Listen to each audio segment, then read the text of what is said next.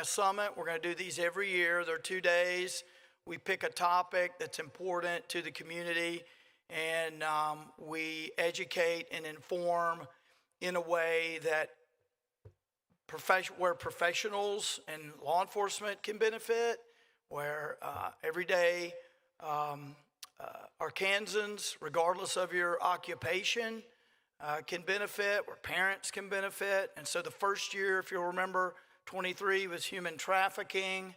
Last year was cybersecurity. This year, social media summit. Next year, it's going to be what every Arkansan should know about the foods you eat and the products that you apply to your body. We're going to be talking about all sorts of stuff.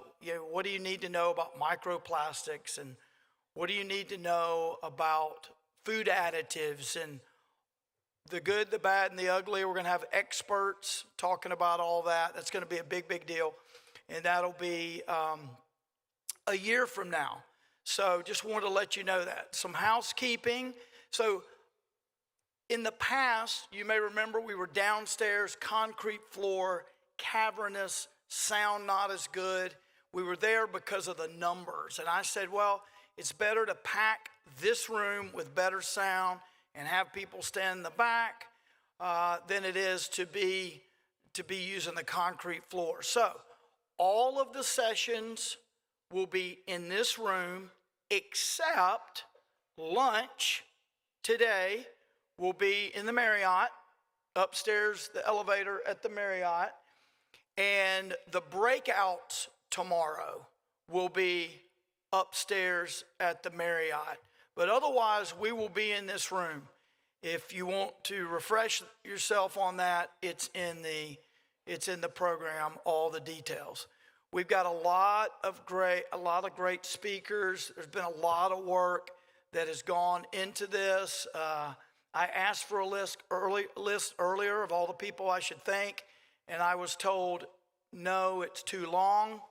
So I'll just say thanks to my staff in particular, thanks to the people we've hired here, but Rachel Ellis and her team and the comms team and the IT team, everybody. They've just done such great work.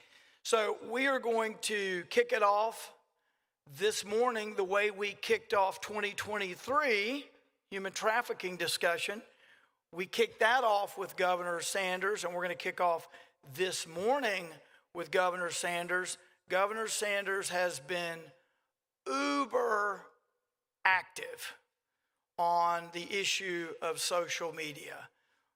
Speaking out, having discussions with noted experts, shaping policy, legislation, getting the phones out of our schools. She's done so much. We got a lot to talk about. And of course, she's a parent, just like I am. I know I look like a grandparent, guilty, but I'm actually not. Still a parent, and I got a 7-year-old. In any event, I know, I've heard all the jokes. In any event, we're going to have a great discussion. So if you would, please help me welcome Governor Sarah Huckabee Sanders.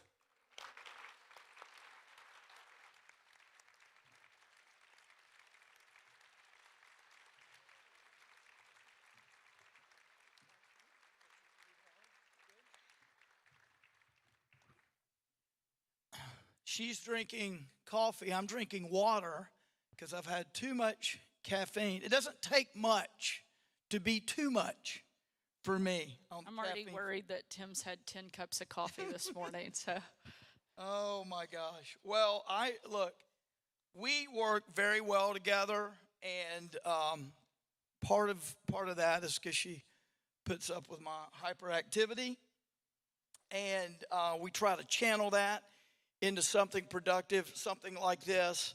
And I appreciate the governor being here. She's been such a leader on this issue. And so I think it's going to be interesting, Governor, to hear your response to some of these questions, because you are approaching it not only as someone who runs the state as the CEO, but is also a parent of relatively young children. And, I've got two, 15, and I've got three total, but two that are in that social media age.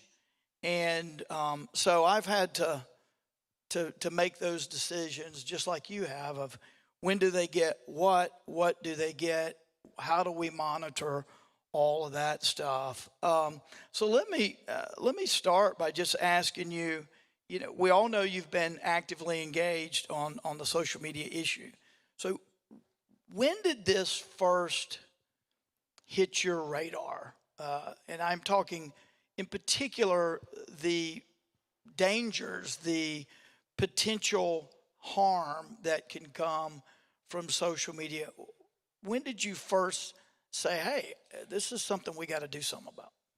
Sure. First, before we jump in, I want to say thank you to you for hosting this event every year and always leaning into and showing tremendous leadership on issues that impact every single Arkansan.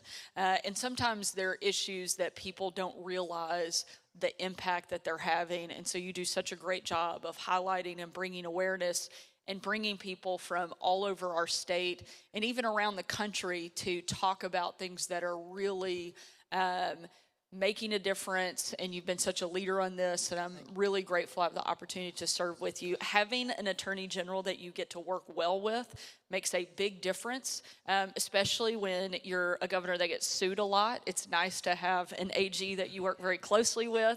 And so really thankful for the incredible partnership and leadership that you provide our state and all of the things that we get to work on. In terms of social media, as you mentioned, I'm a parent. I have a 13-year-old, an 11-year-old, and a 10-year-old.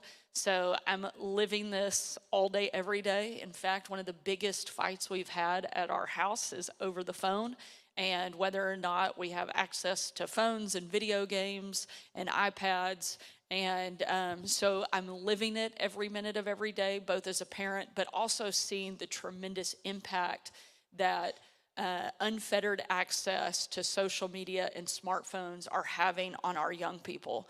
Over the course of the last several years, we have seen astronomical rises in our suicide rates, our depression, our anxiety. At the same time that those things are skyrocketing, all of our test scores and our engagement in the classroom is plummeting. That's not a good combination. That's the opposite of what we want to see happening in our young people. There's no secret. There is no one that will be surprised to hear that we have a mental health crisis taking place in our country, and social media and smartphones are a huge driver of it. We see it as parents. We see it as government officials. And in a meeting that I had a couple years ago, right after I'd first taken office, we gathered together superintendents from all over the state, from both bigger districts, smaller, just to have kind of an informal conversation specifically to talk about the impacts of mental health on our students, what they were seeing, what they thought was a big driver. And there was unanimous consensus that not only did we have a problem, but that smartphones and social media were a big part of the driver. And so we set about looking for how do we solve it. I read a book called The Anxious Generation. It is one of the longest standing books on the New York Times bestseller list. There's a guy named Jonathan Haidt. He's an NYU professor. If you look at the two of us on paper, you probably think they don't have a lot in common. There's probably not a good nexus there for the two of them to become friends. However, I read his book and reached out to him because I wanted to learn more. I wanted to understand about the recommendations that he was making. And we had a very quick friendship and have stayed in touch. And because of that, it helped serve as a catalyst for us doing more than just talking about the problem, but what can we do from a state standpoint and from the position as governor to really engage and make a difference. I sent a copy of his book to every governor in the country and to every single member of the Arkansas legislature, both Republicans and Democrats, because this is a bipartisan issue, and it's one of the things that we've seen unite Republicans and Democrats and work closely together on. And we've made a lot of progress, but that was what I would say the beginning stages right after taking office, having that personal experience, but then hearing that direct feedback from people in the education community who were seeing it and feeling it from our young people every day. And then you put the book on top of that. And those were really kind of the combo factors that made me say we have to take a much bigger role and start doing something about what we're watching happen in the country. How did you learn, how did that book get in front of you? Did you just see it in the media? What brought that book in particular to your attention? Well, it's interesting. Almost embarrassed to admit, I kind of saw it in two ways. Social media was one part. I saw somebody talking about it on there, but my husband read it first. And he was like, Sarah, you really need to read this. And so he had been looking at it and read through the book before I did, and leaned on me to follow suit and read the book. And I'd seen a couple of interviews that he had done online, and what he was saying really resonated, because as a parent, you feel lost. I think so much of why we have so many kids that are on their phones all the time, and one, I don't think parents knew the dangers. I don't think they understood what they were putting in their kids' hands. And then they felt like they were too far behind and they couldn't catch up. And so because I was dealing with that myself, I'm like, okay, well, if he has some ideas, some solutions, let's look at that. And then it grew into something much bigger than just what can I do in my own home, but what can we do and how do we use this as a way to share this message and make an impact on the state. Now, was that in your first year as governor of 2023, or was that prior to taking office? I guess the question is, was this awareness, this sense of urgency, this compelling case for action, is that something you brought? I was thinking back, and I think a lot of this was 23. I could be wrong. Was that something you brought to the campaign and then to the office, or is that something you really dove into in your first year? It's really more the first year. I started talking about it in my own home as I was having that fight with my oldest, my 13-year-old daughter, Been there. about the phone. And so that was when the conversation really started, and seeing, you go to their school and you walk down the hallways and nobody's talking to each other, and there's no noise and there's no excitement in cafeterias because everybody's looking down. Kids aren't hanging out after school anymore. They're texting and FaceTiming and calling each other instead of going to one another's houses. So you started to see all of those signs and all of those things happening. And then shortly after getting elected was when we really started to make a shift beyond just the personal experience into a public policy place. If I remember correctly, because we have been sued a lot. Just a couple times. But we've won a whole lot. So if I remember correctly, the social media law that was passed, that was the first general session, right? Senator D's over here. And that was 2023. So you were already, that was early 23. Was that before you read the book? Where does that fit in? Because I feel like you were already doing with the legislature. We've got Senator Dees up here, who was chief driver of the legislation, the Social Media Act.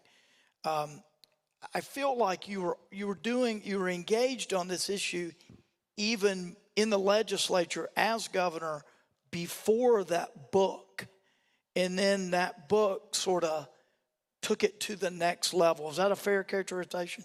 Yeah, I'd say that's fair. And Senator Dees was a key part and helped sponsor the first piece of legislation. He's a parent as well. And so I think a lot of us were feeling it at home.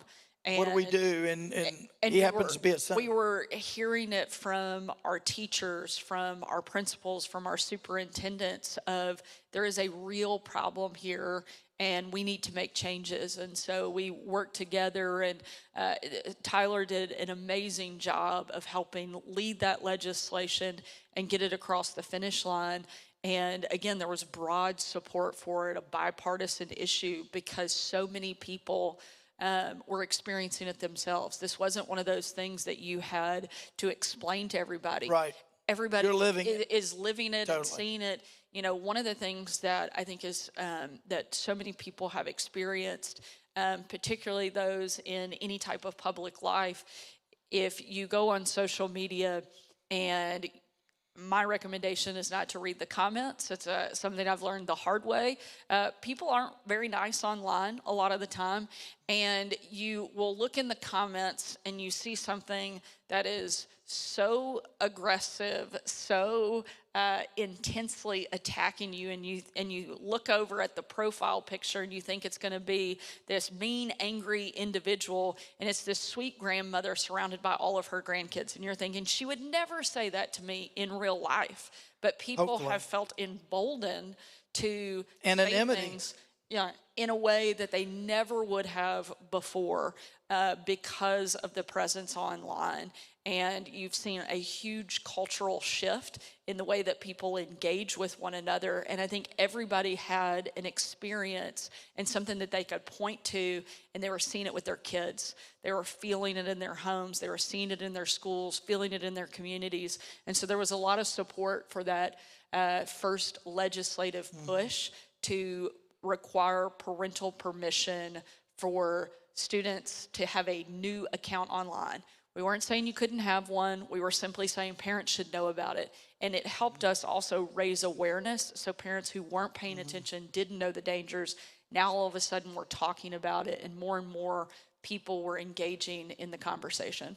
What's interesting, Governor, is, and I think this would apply to Senator Dees as well, a lot of policy issues that public officials tackle, we have no personal experience with, right? We have to get up to speed, and we have to figure it out, and we have to listen to the experiences of other people and figure out, based on other people's experiences, the way forward, right? I've never received a Social Security check, for example, but when I was in Congress, I had to deal with Social Security. I didn't just throw my hands up and say, I haven't experienced it. I would talk to people and figure out, try to put yourself in their shoes. This is different because it sounds like to me that, there are books you read and you're learning the whole time. You're like, I didn't know anything about this. If you give me a book on nuclear physics, I would go to sleep. But when I awakened, I would be like, I'm learning on every page because I know nothing about this. But it sounds like, Governor, with Hate's book, that you were probably just getting confirmation of what you experienced from an experiential standpoint already knew. Sort of an amen on every page. It was confirming what you had already seen. Is that true? And is that part of why you were able to lean in so quickly and go, yeah, this is what I'm seeing in my kids and in my state? Because clearly you were dealing with this before the book. Yeah, and I think one of the things, too, that certainly motivated members of our legislature, and Tyler was one of the people that was very aware, but we had a student here in Arkansas. His name was Mason, and in 2022, Mason took his own life. And if you had asked most anyone who knew Mason leading up to the 10 days prior to that horrific thing happening, they would have said he was a happy kid. He was well adjusted. He had a lot of friends. He was not somebody you would look at and think was struggling. And Mason had a breakup, and because of that, he went online and started looking at things on TikTok. What do you do when you're sad? What do you do when you have a breakup? And within 10 days, he was inundated with content walking him through step by step on TikTok on how to take his life.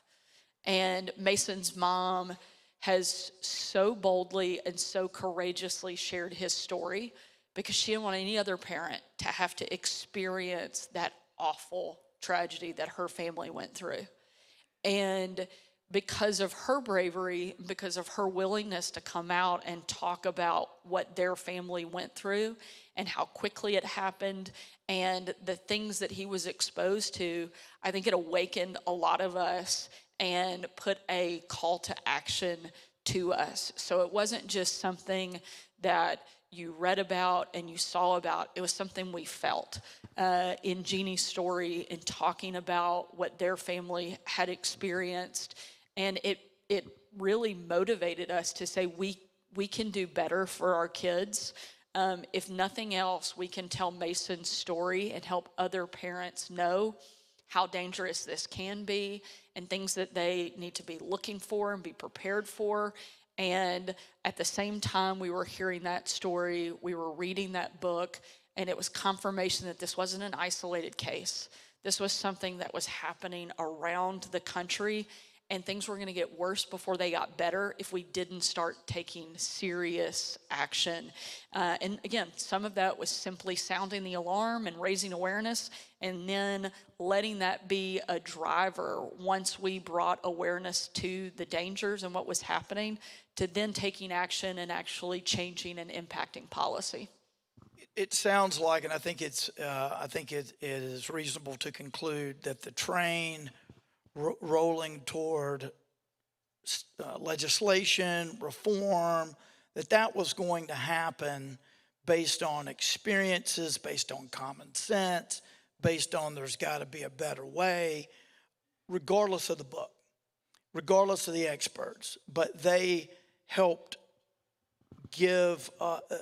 provide some of the data and some of the factual basis that we need to make the argument, right? It sounds like the train was going regardless. Is there anyone else other than Haight that you would recommend to people here that has really been a leader?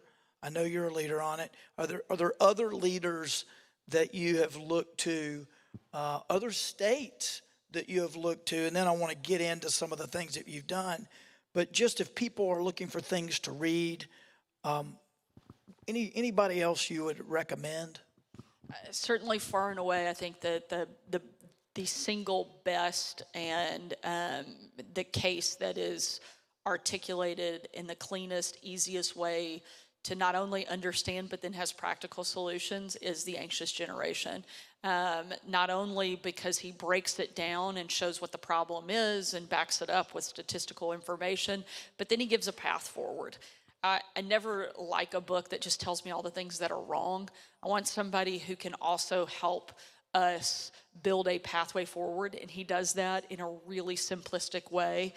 For a guy who is so brilliant and has such complex thinking and so much detailed research, he simplifies it in a way that you don't have to be an NYU professor to understand it. And I think that's why his book has been so popular and done so well.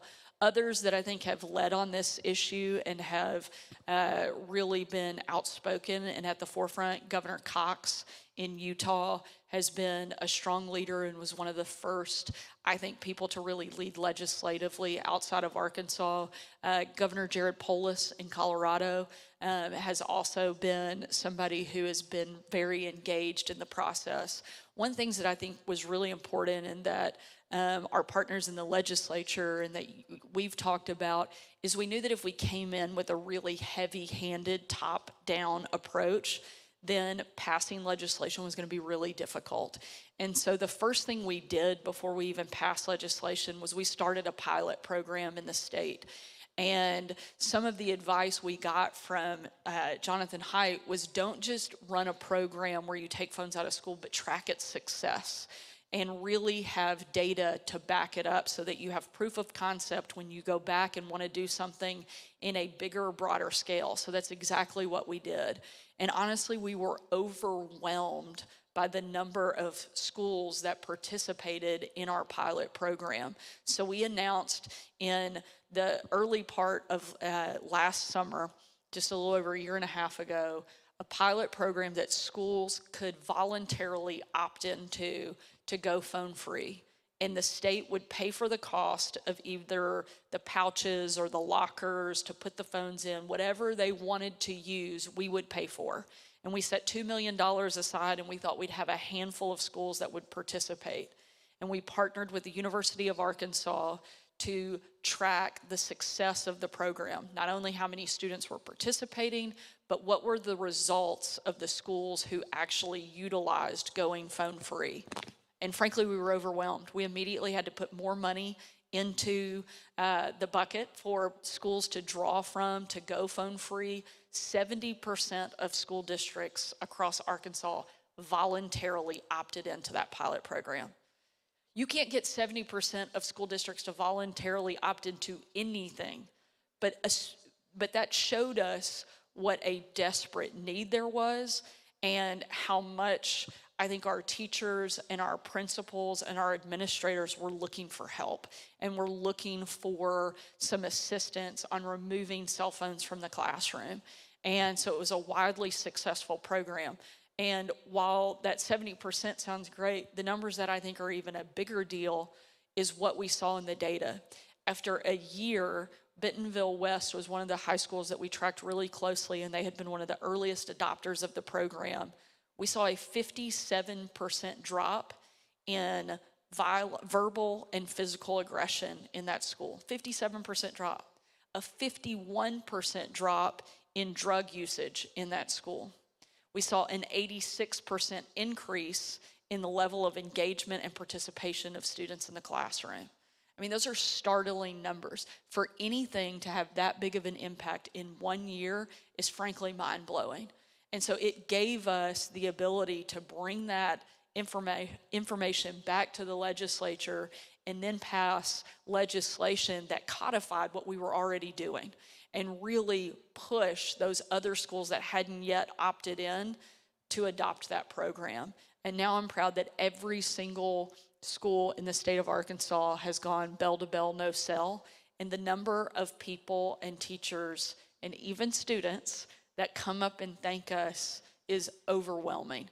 I mean, I think we will look back 10 years from now and point to that as being one of the single biggest things that we did to change the lives of students growing up in Arkansas. It is making a tremendous difference, and it's something that I think we have to continue to lean into, and something that will be a great legacy for all of us who were engaged in it.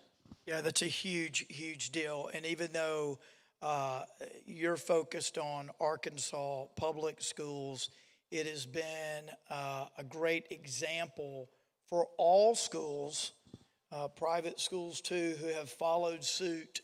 I don't know what the percentage is, but it's extremely high.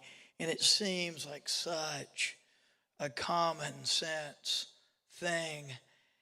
And you sort of look back and go, why was there a time when we didn't do this? I mean, you know, and it was because we heard parents say things like, well, I've got to be able to talk to my kid, you know, in case of emergency. And you're like, well, when I was growing up, there was an emergency, you call the school, right? You call the front office and deal with it.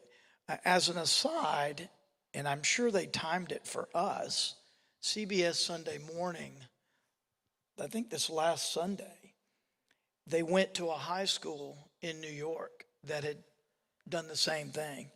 And their findings on attention span and behavior and interaction and creativity and all of these things, lack of distraction versus distraction.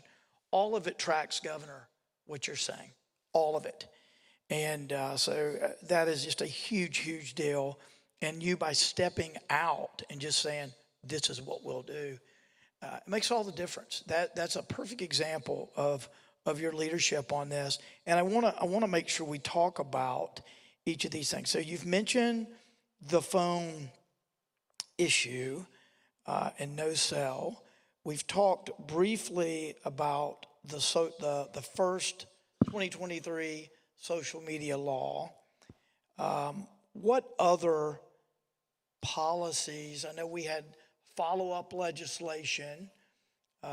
So is there anything else that you want to emphasize in terms of what you, independent or working with the legislature, have done?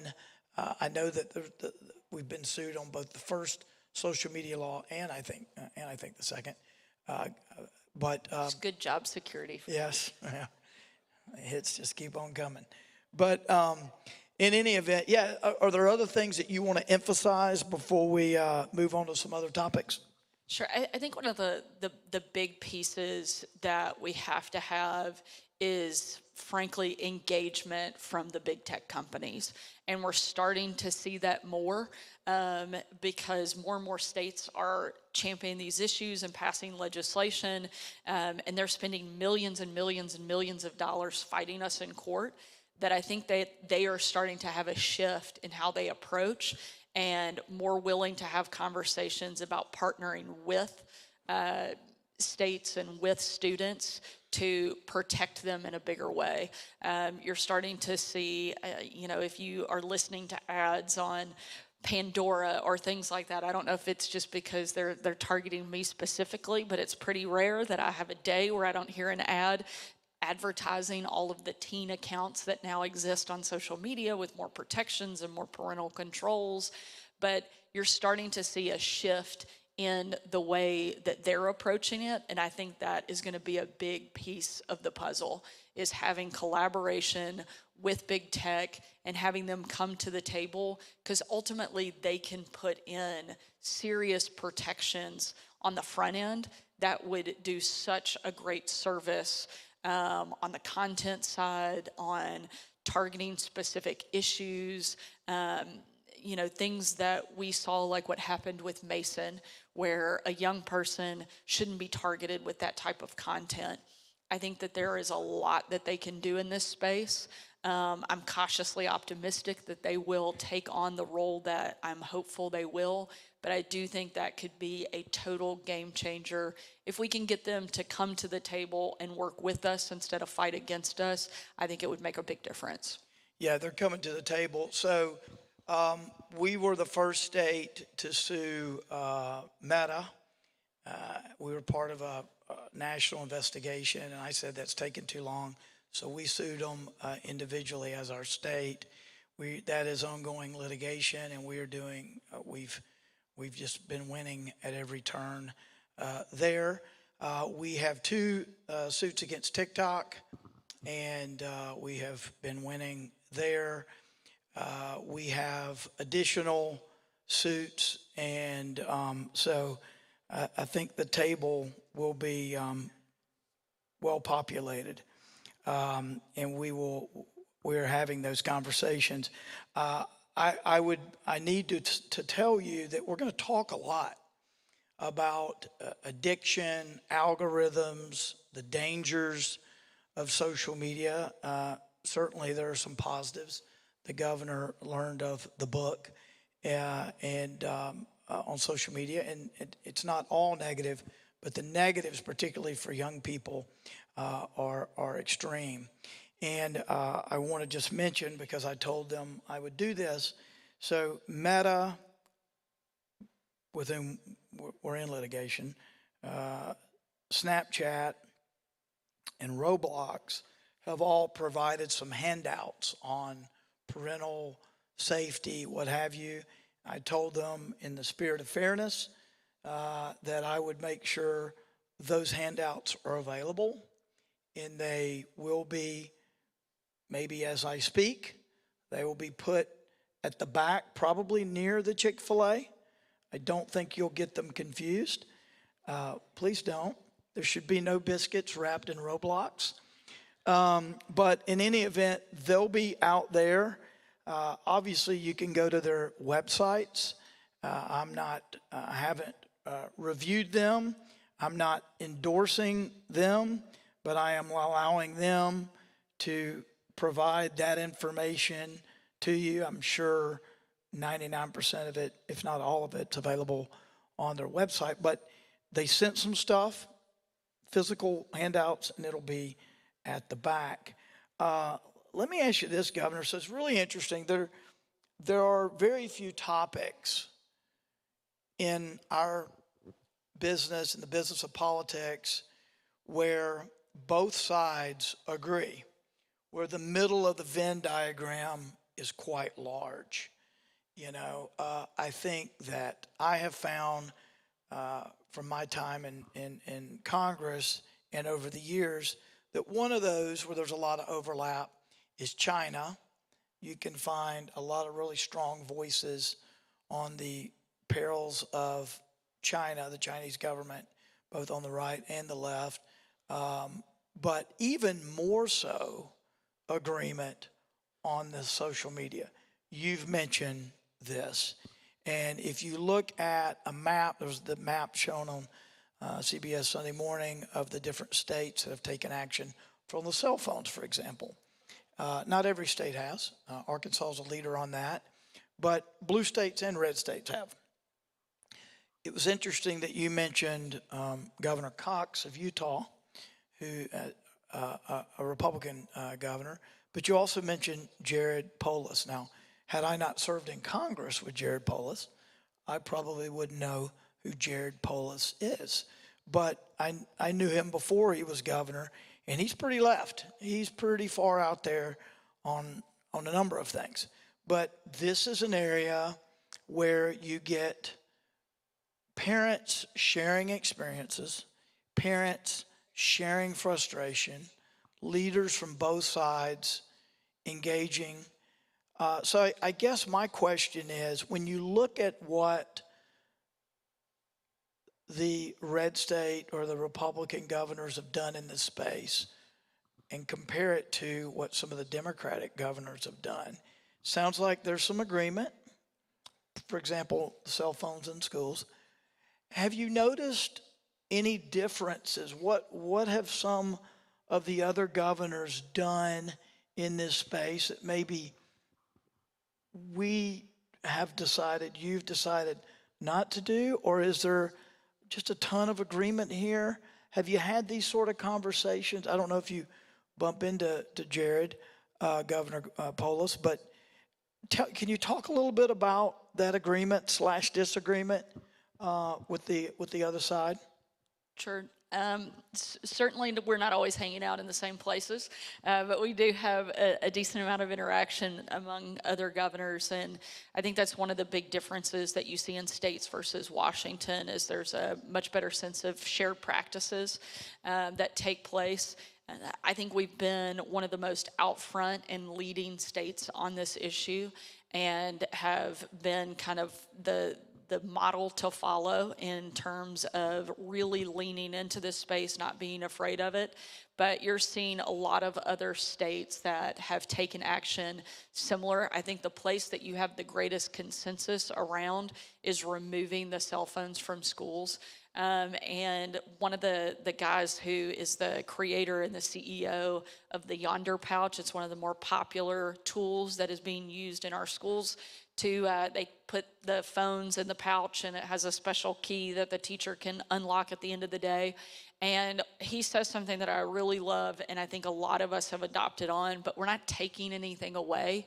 We're actually giving them a phone-free education. We're giving them their education back in a way that we should have done a long time ago. I had a teacher that came up to me when I was in a school just a few weeks ago, and she said, I wish I had known the impact that removing the cell phone would have in my classroom because I would have done it a long time ago. She said, we've never seen any single thing have as big of an impact in a classroom and the success of our students as removing the phone. And so I think there is a wide consensus, both everything from a classroom standpoint to a state leadership, even members in Washington are starting to shift in that way to support removing cell phones from the classroom and giving something back to our kids. I would say that is far and away the greatest area of agreement. The place where you probably have the biggest area of disagreement, and it comes from all sides, is on the content. And that is a really difficult road because you want to protect free speech, you want to protect the ability for those platforms to exist, but you also, more than anything, you want to protect kids. And, you know, I think social media can be a great tool. It's something I use on a regular basis. I think it's a great way as an elected official to be able to get your message out, to speak directly to the people, to share information. I love keeping up with my friends and seeing what their kids are doing and staying in touch with people that I otherwise probably wouldn't hear from or know anything about. Are you my friend on? Are we friends on? We are friends. I see all the places you eat, all of the food that you're having. Tim loves. Some people share pictures of their kids. Some people share, you know, black-eyed pea dinners. So it's a mix. Everybody has different things they're into, but it can be a great tool. So I don't want to sit up here and make it sound like I think it is, you know, every part of it is bad, because there are some positive aspects of it and can be utilized in a good way. But the same way when we were kids, our parents didn't let us watch certain shows and certain movies because we weren't prepared for it. And now we've taken a totally different approach as a society, and we've given our kids a phone that is a gateway to everything the world has to offer. And they are simply not prepared to handle what is being put in their hands. You know, I've heard experts on this topic say, would you invite somebody that you know is a drug dealer into your child's bedroom, a sexual predator into your child's bedroom? Well, of course you wouldn't. Then don't let them have a cell phone and a computer in their bedroom, because that's exactly what you're doing. When they have total gateway to everything that the world has to offer, you're putting it in their hands and you're letting them sit behind a closed door and access it. Our kids were not wired to handle it. And that is, I think, the place where there is a much harder argument, is how do we both protect our kids but also protect freedom of speech and protect people's ability to share what's on their mind, but still protect kids from things that they're simply unprepared to handle. And that's one of the biggest, and I think one of the most challenging, because there is a fine line, but we can do more and we can do a better job on protecting our kids from the dangers that exist. I do think that the pressure by you speaking out, legislation, all of this combined, the books, the pressure has had an impact on the behavior of the companies. Shame still works, particularly when it impacts money, right? And so that's a tool that I would encourage you to keep using, because your voice has made an impact in helping push people to the table. Have we thought about no cell bell to bell in Congress? Just a joke, my old colleagues. But a really good idea. Just a joke, just a joke. I say that because you know, this show that I watched last week, they were talking about the stands at a school gathering, right, where everybody is normally like this, or they're filming everything. And with the phones gone, they were talking to each other and actually watching what was going on. And one of the kids was like, but I mean, years later, we're not going to be able to look back and have the video of everything. And the person said, yeah, but you'll remember actually watching it, you know? So let me ask you this, because I think this is a challenge for a lot of parents. There's sort of this feeling that once you give a child access to an app, a social media app, any app, but particularly social media, that you've sort of broken the seal and you can't go back, or it's difficult, right? Part of that's probably because of addiction, right? I'm addicted to it now. You can't take that, right? Without getting into your personal parenting, have you encountered situations? I know I've had to think through, hey, I gave this app, I thought it was appropriate. It's clearly addictive. And when we take the phone away, the behavior changes. Have you thought about that? And have you had to, I guess I have to sort of ask personally, have you experienced that where you say, I think they're ready for this. They use the app, whether it be Snapchat or whatever, and then you realize, oh my gosh, this is truly addictive, and I might have to sit down and crawfish a little bit. Yeah, I think it's one of the hardest things that a lot of parents are facing right now is what do we give and when do we give it, and did I already give too much and how do I take it back? And I think one of the best things certainly has helped me, and I'll just speak from a personal standpoint, is don't do it alone. Talk to other parents because they're all dealing with it too. I think so often we are afraid for our kids to be the only one, and that's really hard. Because in some ways you're trying to protect them, but you also don't want them to be totally isolated and left out of everything else that's happening. When we were kids and you didn't get invited to a birthday party, you just didn't get invited. And you moved on, and the next day something else happened. Now you have to relive that moment of not being invited over and over and over again as you see everybody else that went posting pictures and sending it around to a group chat, and you're the only one not there. And that in itself can be really isolating and create a level of anxiety and depression for kids that makes it really hard for them. One of the students that we talked to after a school went phone free, a lot of them didn't like it at first, and some of them still don't. But quite a few have come and said thank you because you're actually removing some of the pressure on those kids.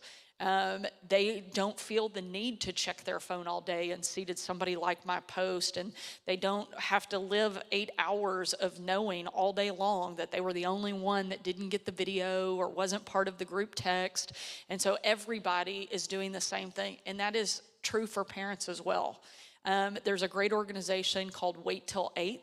And it is a program where parents sign up, and in the sign up you have to list your name and your child's name and their grade and their school.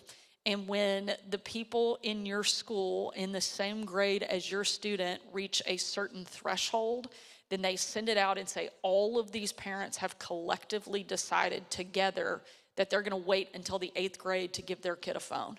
And so parents that may not even be in your friend group, you can get connected to and see that you're not by yourself. And I think it's so hard to feel like you're fighting that battle alone. So one, I would encourage you to talk to people in your friend group, talk to other parents, talk to the parents of your kids' friends, because they're having the same questions, the same anxiety, and fighting those same battles. So don't do it by yourself. And two, I would encourage you to engage in things like Wait Till 8th, because it's a great tool and it connects you with people that you may not even know are feeling the same and want to make that same decision. And so it's a really great resource and a good way to build a network of people that are looking to do the same thing so that you're not having to fight that battle on your own. Awesome.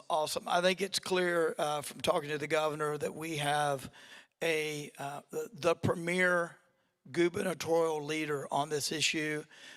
We only have like a minute, so I'm going to ask you just real quickly, is there anything that you haven't done yet? I see the senator over there getting excited, waiting for the legislative session. Is there anything you haven't done yet on social media that you would like to tee up, announce here, think we ought to look at? What's next? I think it has to be on the content creation side. What that looks like, I really believe strongly that we have to work with big tech to figure out a path on that.